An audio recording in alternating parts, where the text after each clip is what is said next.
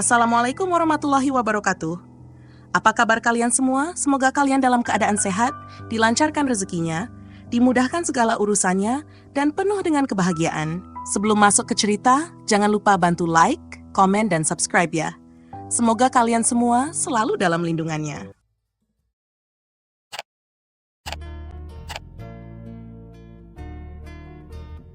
Rumah sederhana di pinggiran kota itu menjadi saksi bisu perjalanan rumah tangga Dita dan Arya. Pernikahan mereka berawal dari cinta yang mekar indah, tetapi bertahun-tahun berlalu. Kehangatan yang dulu mereka rasakan perlahan memudar. Arya, seorang pekerja kantoran dengan penghasilan yang cukup, mulai berubah sikap sejak karirnya melonjak. Waktu untuk keluarga semakin berkurang, dan ia lebih sering sibuk dengan urusan di luar rumah. Sementara itu, Dita, yang berhenti bekerja setelah menikah demi merawat anak mereka, Ayu, merasakan kehampaan. Ia mengisi hari-harinya dengan pekerjaan rumah tangga dan sesekali menerima pesanan kue dari tetangga untuk membantu keuangan keluarga. Meski begitu, ia merasa nafkah yang diberikan Arya selalu cukup, walau tak pernah ada rasa syukur atau penghargaan yang diucapkan suaminya. Pagi itu, Dita duduk di meja makan sambil memeriksa uang belanja yang diberikan Arya semalam. Jumlahnya cukup, bahkan lebih dari biasanya, tetapi ada sesuatu yang mengganjal di hatinya. Arya hanya meletakkan uang itu di atas meja tanpa sepatah kata. Tidak ada pertanyaan apakah uang itu cukup atau bagaimana kebutuhan keluarga. Dita merasa nafkah itu diberikan bukan dengan cinta, melainkan sebagai kewajiban semata.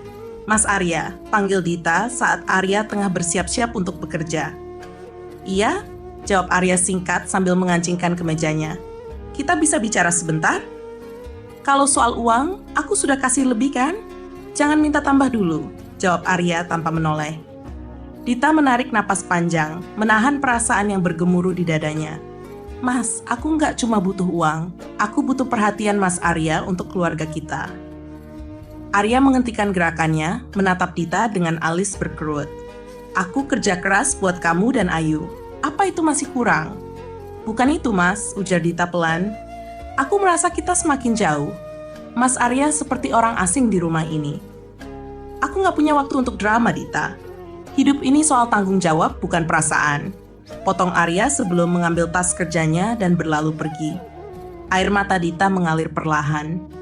Ia tahu bahwa suaminya tidak lagi memandang hubungan mereka sebagai prioritas.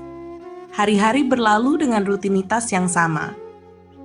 Arya pulang larut malam, kadang dalam kondisi mabuk karena rapat-rapat yang berakhir di bar. Uang selalu ada, tetapi cinta dan perhatian perlahan menghilang. Hingga suatu hari, Dita menerima telepon dari seorang teman lama yang memberinya informasi yang tak terduga. Arya ternyata memiliki hubungan khusus dengan seorang wanita rekan kerjanya. Dita terkejut, tetapi ia tidak langsung menghadapi Arya. Ia memilih diam dan mengamati sikap suaminya lebih dalam. Malam itu, Arya pulang lebih awal dari biasanya. Aroma parfum wanita yang asing menyertai kehadirannya. Dita menyambutnya dengan senyum tipis, tetapi dalam hatinya ada luka yang mulai menganga. Ia menyadari bahwa dirinya tidak dihargai sebagai istri, bahkan mungkin dianggap sebagai beban. Di kamarnya, Dita mengambil uang nafkah yang selama ini ia kumpulkan diam-diam. Ia telah menabung sebagian dari setiap uang belanja yang diberikan Arya. Jumlahnya cukup besar, cukup untuk membuktikan sesuatu yang selama ini terpendam di hatinya. Keesokan harinya, Dita menunggu Arya di meja makan dengan tumpukan uang itu di depannya. Arya yang baru selesai sarapan, memandang tumpukan uang itu dengan bingung. Apa ini? Tanyanya. Itu uang nafkah yang Mas kasih selama ini. Jawab Dita tenang. Maksud kamu apa, Dita? Arya mulai merasa tak nyaman. Aku kembalikan uang ini, Mas. Aku nggak butuh uangmu kalau itu hanya untuk menutupi tanggung jawab. Aku butuh cinta, perhatian, dan penghargaan. Arya terdiam. Untuk pertama kalinya, ia melihat keteguhan dalam mata Dita yang selama ini ia abaikan. Tetapi alih-alih merasa bersalah, Arya justru merasa tersinggung. Kamu gak tahu diri, Dita. Aku kerja keras untuk ini semua dan kamu malah mengembalikannya? Kerja keras Mas memang untuk keluarga kita. Tapi Mas Arya lupa apa arti keluarga. Aku nggak mau hanya jadi orang yang Mas nafkahi. Aku ingin jadi istri yang Mas cintai. Perdebatan mereka menjadi awal dari perubahan besar dalam rumah tangga itu. Dita tahu, keputusannya mengembalikan uang nafkah bukan untuk menghina suaminya, tetapi untuk menyadarkan bahwa materi saja tidak cukup untuk mempertahankan pernikahan. Namun, Arya taknya memiliki pandangan yang berbeda. Dan konflik mereka perlahan menggiring hubungan itu ke ujung yang belum pasti. Arya meninggalkan meja makan tanpa sepatah kata lagi. Suara langkah kakinya yang berat menggema di rumah yang sunyi. Dita hanya duduk diam, menatap tumpukan uang yang masih tergeletak di atas meja. Hatinya penuh luka, tetapi ia tahu bahwa ia harus bertahan demi dirinya dan Ayu. Hari itu, Dita menghabiskan waktu bersama Ayu di rumah. Anak perempuannya yang baru berusia 6 tahun itu memeluk Dita erat-erat, seperti mengerti bahwa ibunya sedang terluka. "Ibu kenapa? Kok matanya merah?" tanya Ayu dengan polos. Dita tersenyum lemah dan mengelus rambut anaknya. "Ibu nggak apa-apa sayang, ibu cuma capek." "Kalau capek, istirahat ya Bu. Ayu mau bantu ibu masak nanti." Kata-kata sederhana itu menusuk hati Dita. Anak sekecil itu sudah tahu caranya memberikan perhatian, sementara suaminya yang dewasa tidak peduli. Air mata Dita jatuh, tapi ia berusaha menyembunyikannya dari Ayu. Ketika malam tiba, Arya kembali ke rumah dengan wajah yang lebih dingin dari biasanya. Ia berjalan melewati Dita tanpa melihat ke arahnya, langsung menuju kamar. Dita menahan diri untuk tidak memulai percakapan, tetapi rasa sakit di hatinya semakin dalam. Namun, malam itu menjadi titik balik yang tak pernah ia bayangkan. Arya meninggalkan sebuah pesan singkat di meja rias di kamar mereka. Surat itu berisi permintaan maaf yang terdengar hambar dan sebuah pernyataan bahwa ia butuh waktu sendiri. Arya mengaku ingin tinggal di apartemen untuk sementara waktu, katanya, demi menenangkan diri. Dita membaca surat itu dengan tangan gemetar. Ia tahu apa artinya. Arya sedang mencari alasan untuk menjauh. Namun, yang membuat hatinya benar-benar hancur adalah kalimat terakhir di surat itu. "Mungkin ini yang terbaik untuk kita berdua." Malam itu, Dita menangis tanpa suara di samping Ayu yang sedang tidur. Ia memeluk anaknya erat-erat, seolah-olah Ayu adalah satu-satunya alasan baginya untuk tetap kuat. Di dalam hatinya, ia tahu bahwa ini bukan hanya tentang uang atau perhatian. Ini adalah tentang cinta yang perlahan-lahan memudar tanpa pernah ia sadari kapan tepatnya. Hari-hari berlalu tanpa kabar dari Arya. Apartemen yang disebutkan dalam surat itu tidak pernah ia ketahui. Dita tetap menjalani hari-harinya dengan penuh ketabahan. Ia mulai menerima lebih banyak pesanan kue, berusaha membuktikan pada dirinya sendiri bahwa ia bisa hidup tanpa nafkah dari Arya. Namun, di balik semua itu, ada luka yang semakin dalam. Setiap malam ketika Ayu sudah tidur, Dita duduk di depan jendela kamar mereka, memandang keluar ke kegelapan malam. Ia bertanya-tanya apa yang salah dalam pernikahannya, di mana ia kehilangan Arya, dan apakah masih ada harapan untuk memperbaiki semuanya. Suatu hari, sebuah paket datang ke rumah. Dita membuka paket itu dengan rasa penasaran. Di dalamnya ada dokumen perceraian yang sudah ditandatangani Arya. Tidak ada surat, tidak ada penjelasan, hanya dokumen dingin yang menjadi bukti bahwa suaminya ingin mengakhiri semuanya. Dita merasa dunianya runtuh. Ia berlari ke kamar, memeluk Ayu, dan menangis sejadi-jadinya. Ia tidak peduli lagi pada penampilannya, pada kekuatan yang selama ini ia pertahankan di depan Ayu. Semuanya terasa sia-sia. Namun, di tengah tangisannya, Ayu menggenggam tangannya erat-erat.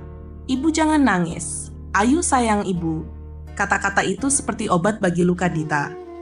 Ia menyadari bahwa ia masih memiliki alasan untuk terus bertahan.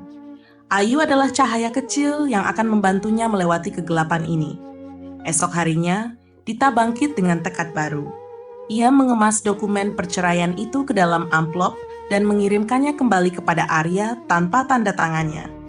Bersama dokumen itu, ia menulis surat pendek. "Mas Arya, aku tahu kamu ingin menyerah, tapi aku tidak akan menyerah begitu saja. Aku tidak mau Ayu kehilangan keluarganya. Jika Mas Arya tidak mau berjuang, biar aku saja yang melakukannya. Surat itu adalah ungkapan terakhir dari hati Dita yang masih berharap. Ia tahu bahwa cinta tidak bisa dipaksakan, tetapi ia juga percaya bahwa keluarga adalah sesuatu yang layak diperjuangkan. Meskipun perjalanannya penuh luka dan air mata, ia bertekad untuk tetap berjalan demi Ayu, demi cinta yang pernah mereka miliki. Ketika surat itu dikirimkan, Dita hanya bisa menunggu, berharap ada keajaiban yang mengubah segalanya. Di dalam hatinya, ia tahu bahwa mungkin ini adalah akhir. Tetapi ia juga percaya bahwa setiap akhir adalah awal dari sesuatu yang baru. Beberapa hari berlalu sejak Dita mengirimkan suratnya. Tidak ada kabar, tidak ada telepon, tidak ada pesan. Hati Dita mulai dihinggapi keraguan. Ia bertanya-tanya apakah Arya bahkan membaca surat itu, atau apakah dokumen-dokumen itu hanya dilempar ke sudut ruangan apartemen tanpa pernah disentuh lagi. Namun, Dita mencoba menguatkan dirinya. Setiap pagi, ia bangun lebih awal, memulai harinya dengan pekerjaan rumah dan memenuhi pesanan kue. Ayu selalu menjadi alasan untuk tetap tersenyum, meskipun senyuman itu seringkali terasa dipaksakan. Hingga suatu sore, pintu rumah diketuk. Dita yang sedang menyelesaikan dekorasi kue, mengelap tangannya dan membuka pintu. Arya berdiri di sana, dengan wajah yang lebih lelah dan lebih suram dari yang pernah Dita lihat sebelumnya. "Ada apa, Mas?" tanya Dita dengan suara yang hampir bergetar. Arya tidak menjawab. Ia hanya menyerahkan amplop coklat yang sudah kusut. "Aku baca suratmu," katanya pelan. Dita menerima amplop itu tanpa membuka isinya. Ia menatap Arya menunggu penjelasan lebih lanjut. Namun Arya hanya berdiri di sana, seperti seseorang yang kehilangan arah. "Kenapa, Mas? Kenapa harus sejauh ini?" tanya Dita. Suaranya mulai bergetar oleh emosi yang selama ini ia tahan. Arya menghela napas panjang, kemudian duduk di kursi terdekat. "Aku nggak tahu lagi, Dit. Aku merasa gagal jadi suami. Aku merasa apa yang kita punya sudah nggak sama lagi. Kenapa Mas nggak pernah bilang?" Dita duduk di depannya, mencoba menahan air mata. "Kenapa harus memilih menyerah tanpa bicara dulu sama aku?" Arya menunduk. "Aku pikir kalau aku pergi, semuanya akan jadi lebih baik. Aku pikir aku memberi kamu dan Ayu ruang untuk hidup lebih bahagia." Dita merasa dadanya sesak. Kata-kata itu bukanlah jawaban yang ia harapkan. "Mas Arya, kebahagiaan aku itu sederhana. Aku cuma mau keluarga kita utuh. Aku nggak butuh kemewahan, aku nggak butuh Mas kasih uang banyak. Aku cuma mau kita bisa saling mendukung." Arya mengangkat kepalanya menatap Dita dengan mata yang mulai basah. "Tapi aku nggak tahu caranya kembali, Dit. Aku nggak tahu gimana memperbaiki semuanya." Kata-kata Arya membuat air mata Dita akhirnya jatuh. Ia menggenggam tangan suaminya, mencoba menunjukkan kekuatan yang selama ini ia sembunyikan. "Mas, aku nggak pernah minta Mas sempurna. Aku cuma minta Mas mau mencoba. Aku nggak akan menyerah kalau Mas nggak menyerah." Keheningan menyelimuti mereka berdua. Arya terlihat berusaha memproses kata-kata itu, seperti seseorang yang akhirnya dihadapkan pada cermin dirinya sendiri. Namun, sebelum ia sempat merespons, suara kecil Ayu terdengar dari ruang tamu. "Ayah?" Arya menoleh, dan di sana berdiri Ayu dengan boneka kesayangannya. Mata anak itu berbinar, penuh kebahagiaan yang tulus melihat ayahnya kembali. Ayu berlari kecil dan memeluk Arya erat-erat. "Ayah pulang? Ayah nggak pergi lagi kan?" tanya Ayu dengan polos. Pelukan itu membuat Arya tidak bisa berkata-kata. Ia menunduk, mencium kepala Ayu dan air matanya jatuh tanpa bisa ia tahan lagi. "Ayah nggak akan pergi lagi, Ayu. Ayah janji." Dita menyaksikan momen itu dengan hati yang penuh keharuan.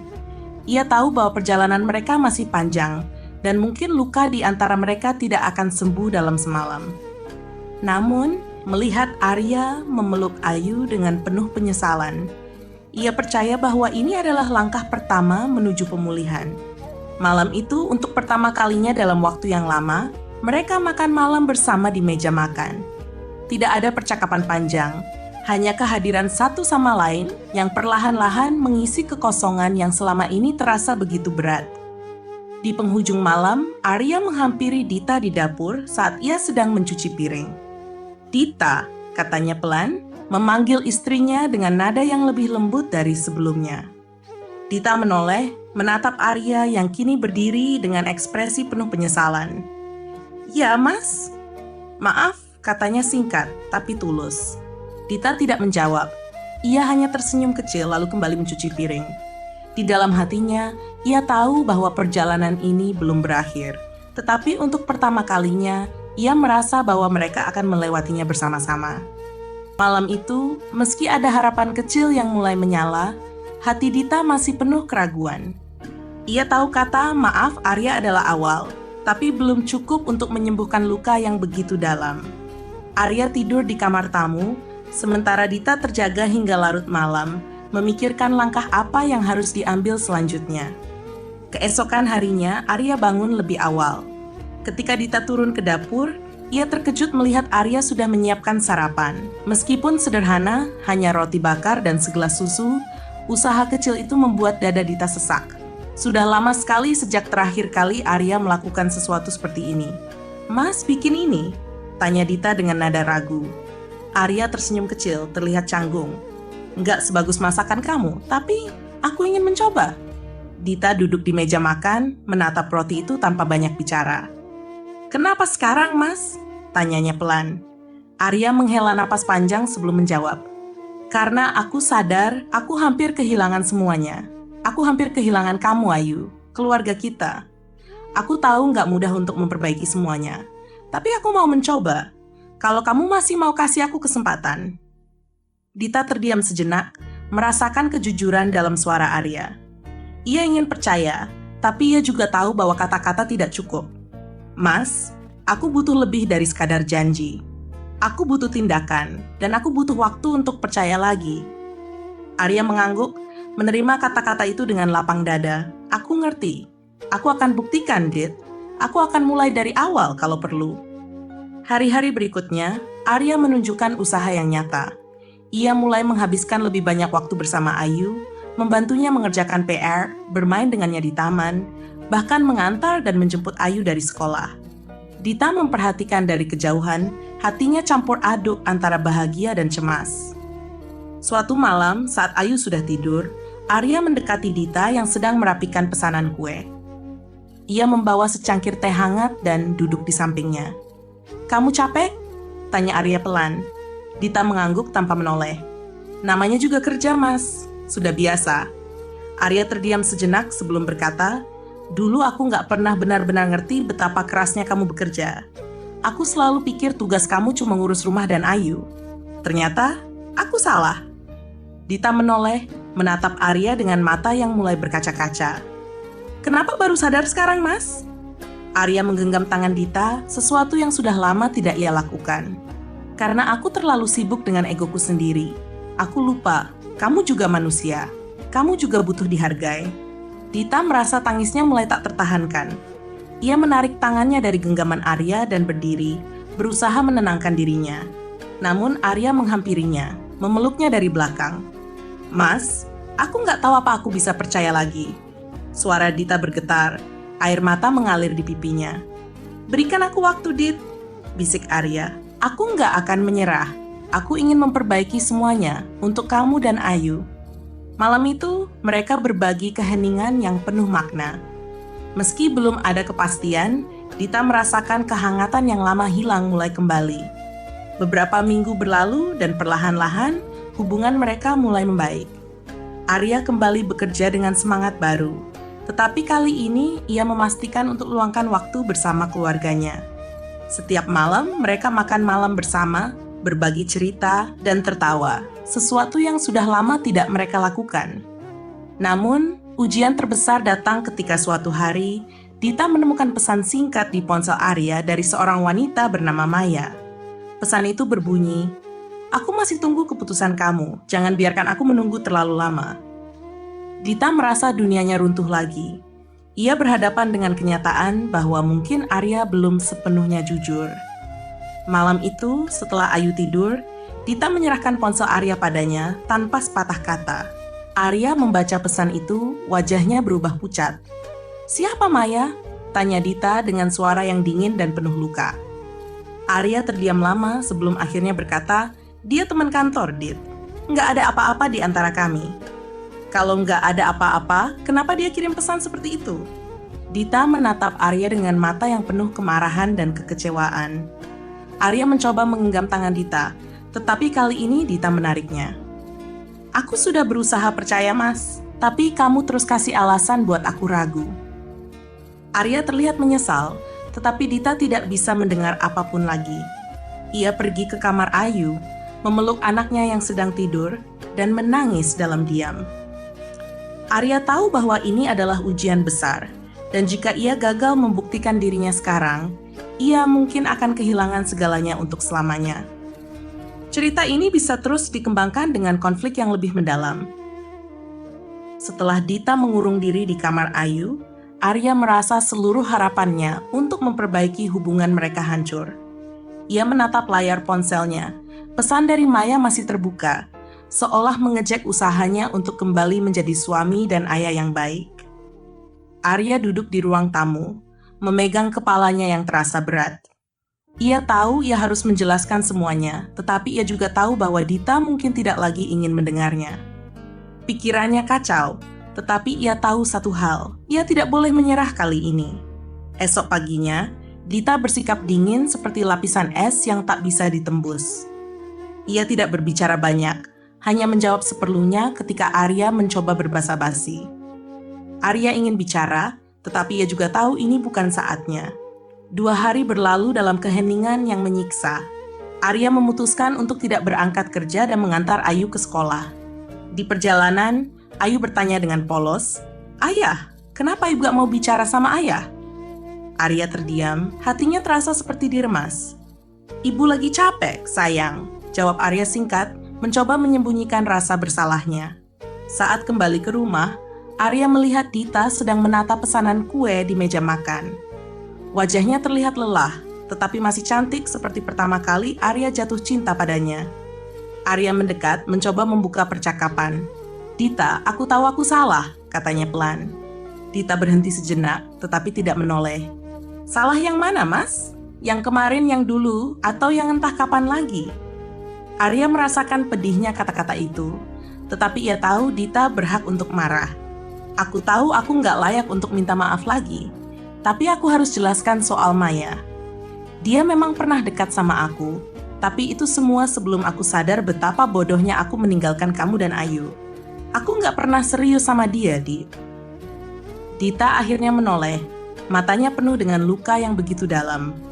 "Kalau nggak serius, kenapa dia masih nunggu keputusan kamu?" "Keputusan apa, Mas? Apakah aku cuma pilihan sementara sampai kamu yakin sama dia?" Arya menggeleng. Air mata mulai membasahi matanya. "Enggak, Dit.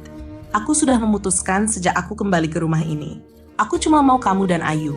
Aku sudah blokir semua kontaknya. Aku nggak akan biarkan dia mengganggu lagi." Dita tertawa kecil, tetapi bukan tawa bahagia. "Blokir kontak? Itu solusi kamu? Mas, aku nggak butuh tindakan impulsif. Aku butuh bukti kalau aku dan Ayu memang yang utama di hidup kamu. Bukan cuma pelarian karena rasa bersalah." Kata-kata itu menghantam Arya dengan keras.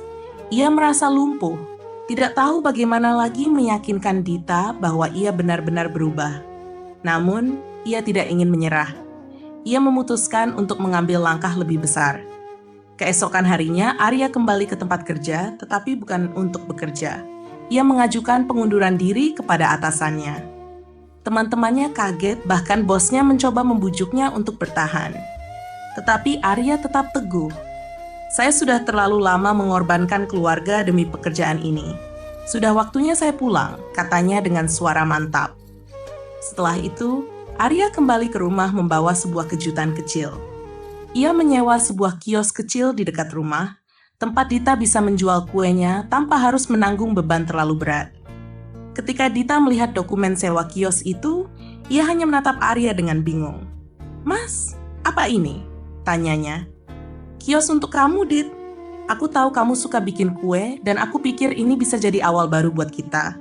Aku nggak mau kamu terus merasa aku nggak mendukung kamu," jawab Arya. Dita terdiam lama, mencoba mencerna semuanya. Usaha Arya jelas, tetapi luka di hatinya terlalu dalam untuk sembuh begitu cepat. "Kenapa Mas lakukan ini sekarang? Apa karena rasa bersalah? Arya menggeleng. Aku lakukan ini karena aku mau memperbaiki semuanya, Dit. Aku tahu aku nggak bisa menghapus kesalahan aku, tapi aku bisa mulai dari sini. Air mata mulai mengalir di pipi Dita. Ia merasa hatinya ingin percaya, tetapi juga takut terluka lagi. Ia ingin memberi Arya kesempatan, tetapi bayangan pengkhianatan masih menghantui pikirannya. Namun malam itu, ketika Ayu duduk di antara mereka sambil bercerita tentang teman-temannya di sekolah, Dita merasakan sesuatu yang hangat di hatinya. Mungkin, hanya mungkin, mereka bisa memulai dari awal. Tetapi akankah Arya benar-benar mampu membuktikan dirinya? Ataukah masa lalu mereka terus menjadi bayangan gelap yang tak terhindarkan? Dita duduk sendirian di ruang tamu setelah memastikan Ayu sudah tidur. Pikiran dan perasaannya bercampur aduk. Keputusan Arya untuk menyewa kios demi mendukung usaha kuenya adalah langkah besar, tetapi apakah itu cukup untuk menutupi semua rasa sakit yang pernah ia alami? Saat sedang merenung, Arya muncul dari kamar tamu. Ia membawa secangkir teh hangat dan meletakkannya di depan Dita tanpa banyak bicara. Setelah itu, ia duduk di sofa sebelah, menjaga jarak. Keheningan di antara mereka terasa berat tetapi penuh makna. "Mas serius mau mulai dari awal?" tanya Dita akhirnya, suaranya pelan tetapi tegas. Arya mengangguk. "Iya, Dit. Aku serius. Aku mau jadi suami dan ayah yang lebih baik. Aku tahu aku butuh waktu untuk membuktikan semuanya." Dita menatap wajah Arya yang tampak lelah tetapi tulus. "Mas tahu nggak, luka yang kamu buat itu nggak cuma di hati aku. Ayu juga terluka meskipun dia nggak bilang apa-apa." Mata Arya berkaca-kaca mendengar itu. "Aku tahu, Dit. Dan itu yang paling aku sesali. Aku terlalu sibuk dengan diriku sendiri sampai lupa kalau Ayu juga butuh aku." Dita terdiam sejenak, mengumpulkan keberanian untuk melanjutkan. "Aku nggak tahu apakah aku bisa benar-benar melupakan semuanya, Mas. Tapi kalau kamu serius, aku mau mencoba." Arya terlihat terkejut sekaligus lega. "Terima kasih, Dit. Aku janji aku nggak akan sia-siakan kesempatan ini." Namun, Dita mengangkat tangannya, memberi isyarat agar Arya tidak terlalu cepat merasa lega. "Mas, ini bukan berarti semuanya selesai. Aku butuh waktu. Aku mau lihat dulu apakah Mas benar-benar berubah." Arya mengangguk, menerima syarat itu dengan tulus. "Aku ngerti, Dit. Aku akan lakukan apapun." Hari-hari berikutnya, Arya benar-benar menunjukkan perubahan.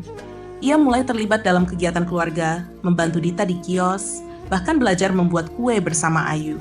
Meski canggung pada awalnya, Arya berusaha keras untuk menebus kesalahan-kesalahannya.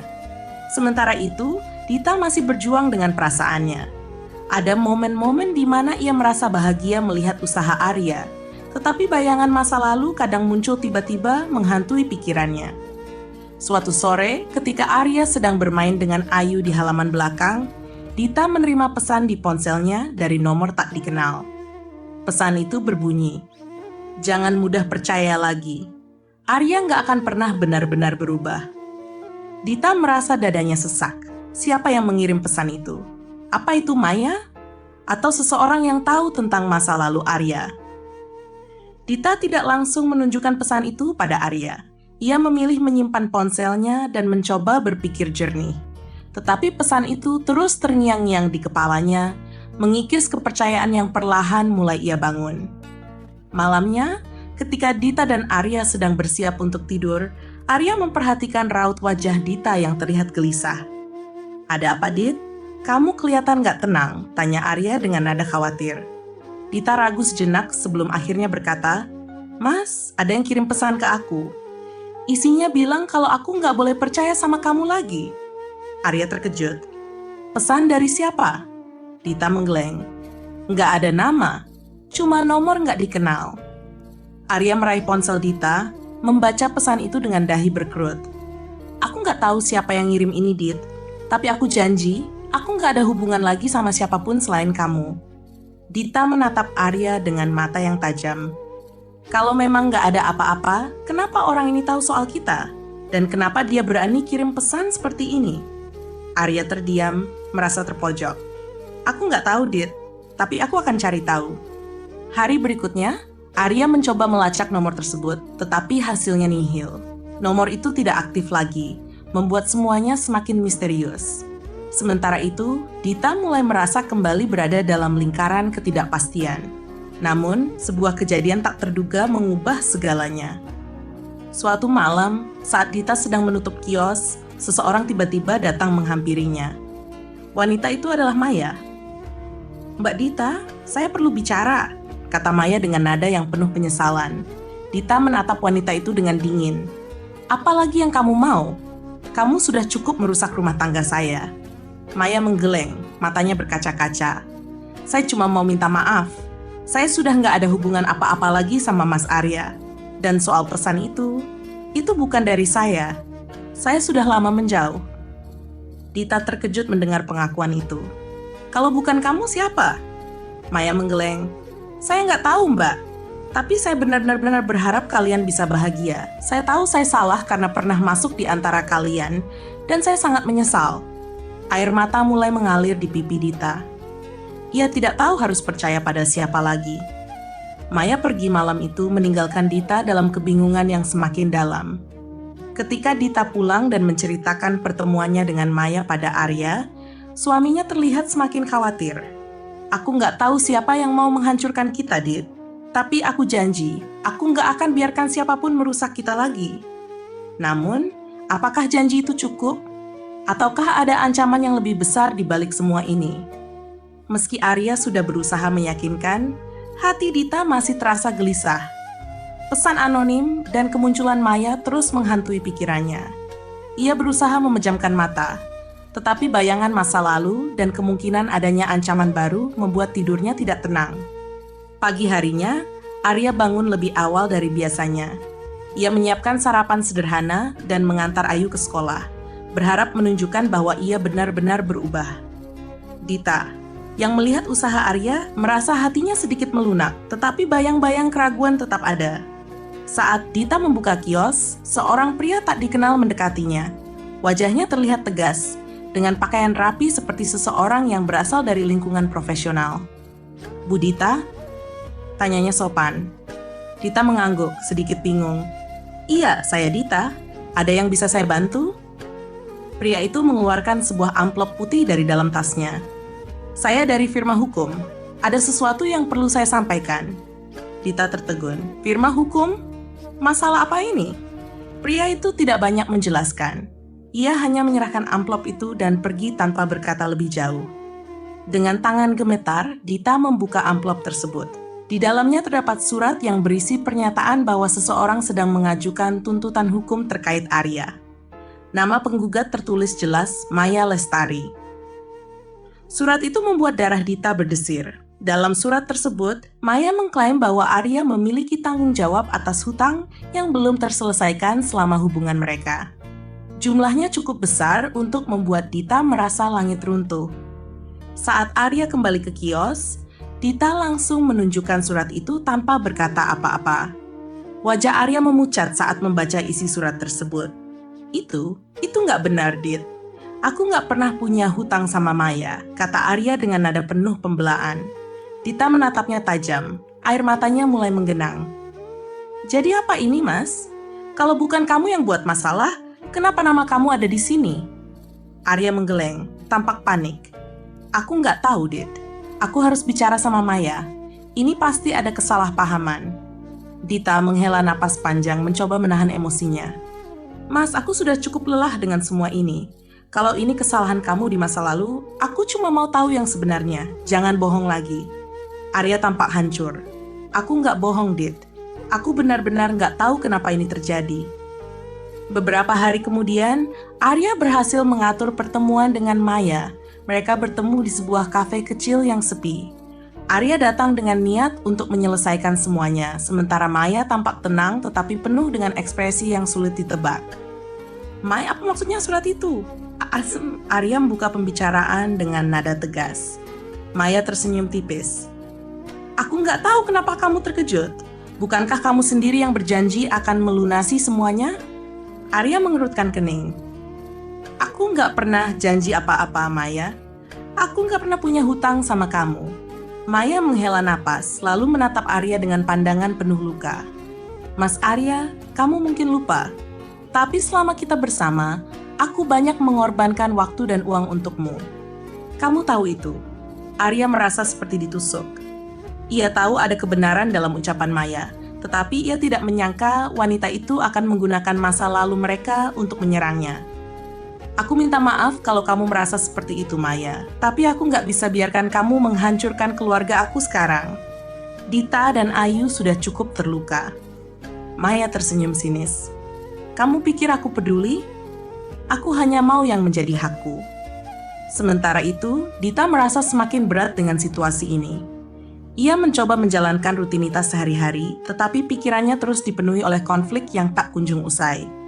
Ayu mulai menyadari ada sesuatu yang tidak beres, meski Dita berusaha keras menyembunyikan semuanya. Bu, kenapa ayah nggak ceria lagi? Tanya Ayu suatu malam sebelum tidur. Dita memaksakan senyum, meski hatinya terasa pedih. Ayah sedang sibuk sayang, tapi ayah sayang sama kamu. Ayu mengangguk kecil, tetapi matanya menunjukkan kekhawatiran yang dalam. Bu, jangan marah sama ayah ya. Aku mau kita bahagia lagi seperti dulu. Kata-kata Ayu membuat air mata Dita jatuh tanpa bisa ia tahan. Ia memeluk putrinya erat, merasa begitu rapuh tetapi juga ingin kuat demi Ayu. Arya pulang larut malam setelah pertemuannya dengan Maya. Wajahnya terlihat lelah dan penuh beban. Dita sudah menunggu di ruang tamu, kali ini dengan keteguhan hati.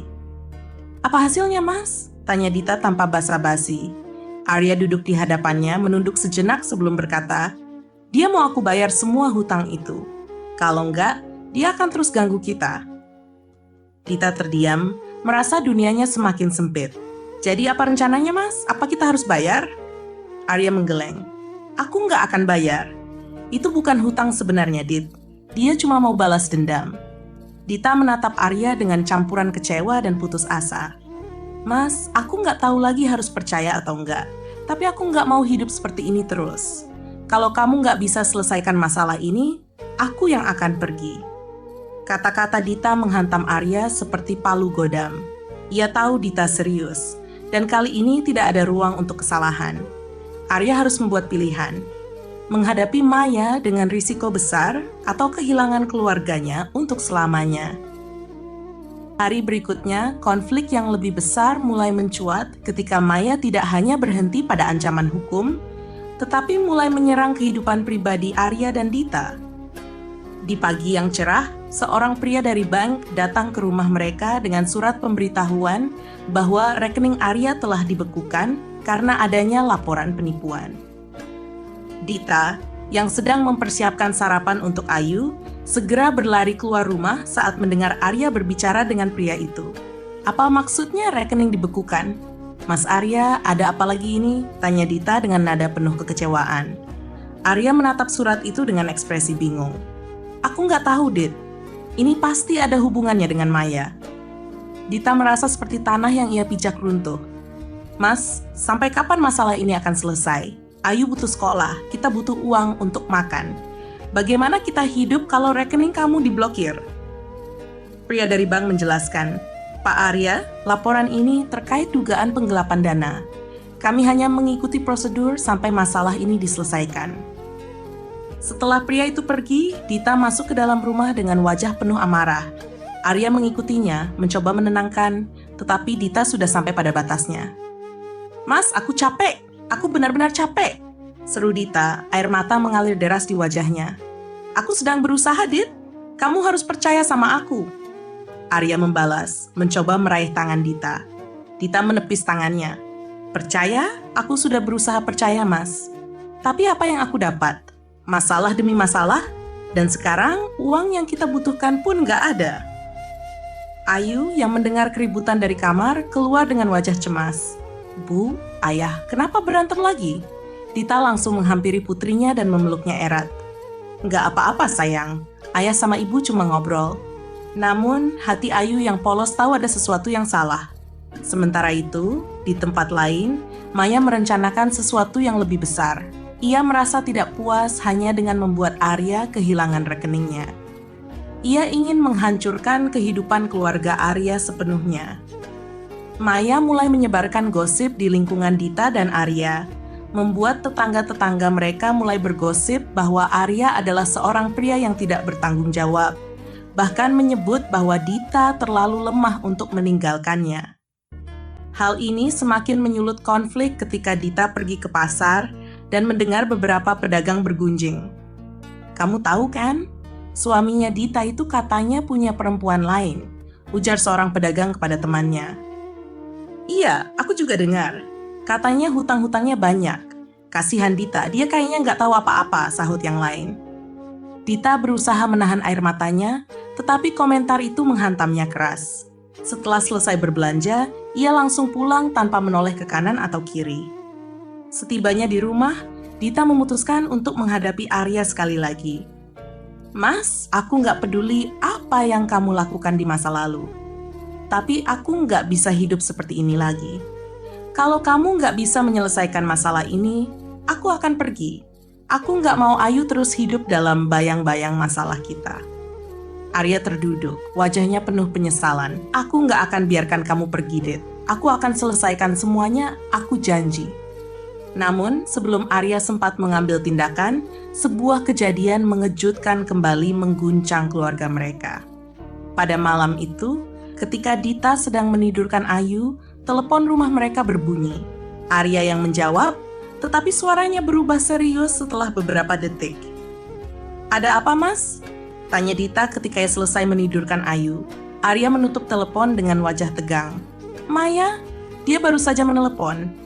Dia bilang kalau dia akan datang ke rumah kita." Dita terdiam. "Dia mau apa lagi, Mas?" Arya menggeleng. "Aku nggak tahu, tapi aku nggak akan biarkan dia membuat masalah di depan kamu dan Ayu." Benar saja, tidak lama kemudian, suara ketukan pintu terdengar. Dita dan Arya saling menatap, merasa waspada. Arya membuka pintu dan Maya berdiri di sana dengan senyum licik. "Maya, apa yang kamu mau?" tanya Arya dengan nada tegas. Maya melirik Dita yang berdiri di belakang Arya. "Aku cuma ingin melihat bagaimana keluarga bahagia kamu. Apa rasanya, Dit, punya suami yang gak pernah jujur?" "Maya, cukup," bentak Arya. Tetapi Maya tidak peduli. Ia melanjutkan, "Arya, kamu ingat nggak? Kita pernah bermimpi punya rumah seperti ini. Kamu janji mau membahagiakan aku, tapi apa yang kamu lakukan? Kamu tinggalkan aku begitu saja." Dita yang sudah tidak tahan, maju beberapa langkah. "Maya, kalau kamu punya masalah dengan suamiku, selesaikan secara hukum. Jangan datang ke sini dan mencoba menghancurkan keluarga kami." Maya tertawa kecil. "Oh Dita, kamu ini polos sekali. Kamu pikir Arya itu suami yang sempurna? Dia bahkan gak jujur soal apa yang dia lakukan di belakang kamu." Kata-kata Maya membuat Dita terguncang, tetapi ia tidak ingin menunjukkan kelemahan di depan wanita itu. "Keluar dari rumah kami, Maya. Dan kalau kamu masih mencoba mengganggu, aku yang akan melaporkan kamu." Melihat ketegasan Dita, Maya akhirnya pergi, tetapi dengan ancaman. "Kita lihat saja siapa yang menang, Dita." Setelah Maya pergi, Dita duduk di sofa dengan tubuh lemas. Arya mencoba mendekatinya, tetapi Dita mengangkat tangannya. "Mas, aku nggak tahu lagi harus percaya sama kamu atau enggak. Aku butuh waktu untuk berpikir. Tolong beri aku ruang." Arya tahu ia telah melukai Dita lebih dari yang ia sadari. Namun, ia juga tahu bahwa waktunya hampir habis untuk membuktikan bahwa ia bisa memperbaiki semuanya. Waktu terus berjalan, dan tekanan di dalam rumah semakin berat. Dita merasa dirinya terperangkap dalam kehidupan yang penuh kebohongan, ketidakpastian, dan rasa sakit yang mendalam. Setiap hari ia terbangun dengan perasaan yang sama, terjaga di antara cinta yang masih ia miliki untuk Arya dan pengkhianatan yang ia rasakan. Ayu, putri mereka yang kini mulai mengerti, juga melihat perubahan dalam suasana hati ibunya. Ia sering bertanya, kenapa ibu dan ayah selalu diam? Kenapa kita nggak bisa tertawa lagi seperti dulu? Dita menatap mata kecil Ayu yang penuh harapan, dan untuk pertama kalinya, ia merasa dirinya terbelah. Ia ingin memberikan kebahagiaan untuk anaknya, tapi di sisi lain, ia merasa hancur dengan keadaan rumah tangga mereka. Suatu sore setelah beberapa minggu konflik yang tak kunjung reda, Arya pulang lebih awal dari biasanya. Wajahnya lelah, Matanya tampak merah seolah baru saja menangis. Dita yang sedang duduk di ruang tamu terdiam melihatnya. Ia tahu sesuatu yang besar akan terjadi. "Dit," suara Arya serak. Aku tahu aku sudah membuat banyak kesalahan. Aku udah hancurin kepercayaanmu, dan aku nggak bisa nyalahin kamu kalau kamu nggak mau lagi bersamaku." Dita menatapnya, rasa perih di dadanya semakin dalam. "Mas, aku nggak tahu apa lagi yang bisa aku lakukan. Aku udah capek. Aku nggak bisa terus hidup dengan ketakutan, dengan kebohongan." "Tapi Ayu butuh kita." Arya menunduk, air matanya jatuh. "Aku tahu, Dit. Aku sangat menyesal, dan aku tahu aku nggak bisa mengembalikan waktu. Aku cuma bisa berjanji, aku akan bertanggung jawab atas segala kesalahan. Aku nggak mau kehilangan kamu dan Ayu. Tapi kalau kamu memang merasa lebih baik tanpaku, aku akan pergi." Dita merasa hatinya terhimpit. Semua yang terjadi, semua yang mereka lalui, ada begitu banyak kenangan manis yang tak bisa dilupakan. Tapi di sisi lain, ia harus menjaga harga dirinya, menjaga keutuhan hatinya. "Mas, aku nggak tahu kalau dia bisa kembali seperti dulu. Semua yang terjadi sudah terlalu dalam." Malam itu, Dita berdiri di balkon rumah mereka, menatap bintang-bintang yang bertaburan di langit. Ayu sudah tertidur, dan Arya duduk di ruang tamu, menunduk, merenung. Dita menarik napas dalam-dalam, mencoba menenangkan pikirannya yang kacau. Ia tahu, di tengah semua kekacauan ini, ada satu hal yang lebih penting dari apapun, yaitu kebahagiaan Ayu. Tak lama kemudian, Arya datang menghampirinya, berdiri di sampingnya dengan wajah penuh penyesalan. "Dit, aku tahu aku nggak pantas berharap kamu memaafkanku. Aku udah terlalu banyak berbuat salah. Aku cuma mau kamu tahu kalau aku benar-benar ingin berubah. Aku nggak bisa terus hidup seperti ini, menyakiti orang yang aku cintai." Dita menatapnya dengan hati yang terasa kosong, namun ada rasa iba yang mengisi ruang hatinya. "Mas, aku tahu kamu menyesal, tapi kadang penyesalan datang terlalu terlambat. Aku juga nggak bisa hidup dalam bayang-bayang masa lalu yang selalu mengganggu kita." Arya menggenggam tangan Dita dengan erat, seakan tidak ingin melepaskannya. "Aku akan selalu mencintaimu, Dit. Aku akan selalu berusaha menjadi yang terbaik untukmu dan Ayu, meskipun aku tahu itu nggak mudah." Dita menatap mata Arya dengan penuh ketegasan, tetapi juga rasa kasih sayang yang tak pernah padam. "Mas, cinta itu bukan hanya soal bertahan.